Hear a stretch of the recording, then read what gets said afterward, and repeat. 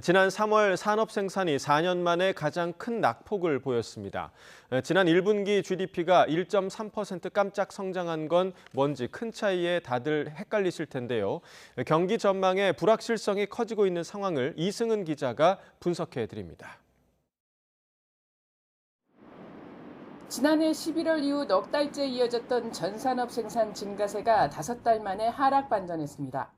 통계청 3월 산업활동 동향을 보면 전산업 생산이 한 달 전보다 2.1% 줄었습니다. 4년여 만에 최대 낙폭입니다. 관공업이 3.2%, 건설업 8.7%, 서비스업이 0.8% 줄었습니다. 설비 투자는 8달 만에 최대 하락폭을 기록했고 공사 진척도를 나타내는 건설 기성도 급감했습니다. 소비만 증가세로 돌아섰습니다. 주요 산업 활동 지표들의 감소 영향으로 동행지수 순환 변동치와 선행지수 순환 변동치가 동반 하락하는 모습을 보였습니다. 1분기 GDP 1.3% 성장에도 불구하고 이 같은 3월 산업 동향은 경기 회복세에 대한 불안감을 줍니다. 정부는 전산업 생산 감소는 넉 달 연속 증가에 따른 조정이라며 양호한 경기 회복 흐름이 지속되고 있다고 말합니다. 1분기 전체를 보면 5분기 연속 증가세라는 겁니다. 또 산업활동 동향과 GDP의 제조업 경기와 소비 지표가 큰 차이가 있는 건 조사 범위와 계산 방식의 차이 때문이라고 설명합니다.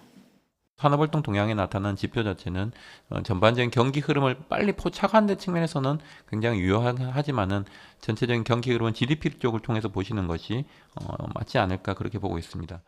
전문가들은 하지만 선행 지표격인 산업활동 동향을 의미심장하게 봐야 한다고 지적합니다. 1분기 GDP 깜짝 성장률 배경에는 워낙 안 좋았던 지난 4분기 건설 경기에 따른 기저효과와 정부 재정 조기 집행이 있다는 분석입니다. 설비 투자가 전월 대비 큰 폭으로 감소를 한 것, 이것이 가장 큰 차이점이고요. 선행 종합지수 순환 변동치도 역시 하락하고 이런 것들이 다 향후 고금리의 영향으로 투자도 침체되고 소비도 서서히 침체가 돼서 경기가 침체될 것이다라는 것을 시사하고 그 대신에 물가는 추세적으로 안정될 것을 시사합니다. 수출, 그중에서도 반도체 중심의 반쪽 경기 회복세. 전문가들은 정책의 최우선을 물가 안정에 맞추고 금리 인하 여건을 조성할 것을 조언합니다. YTN 이승은입니다.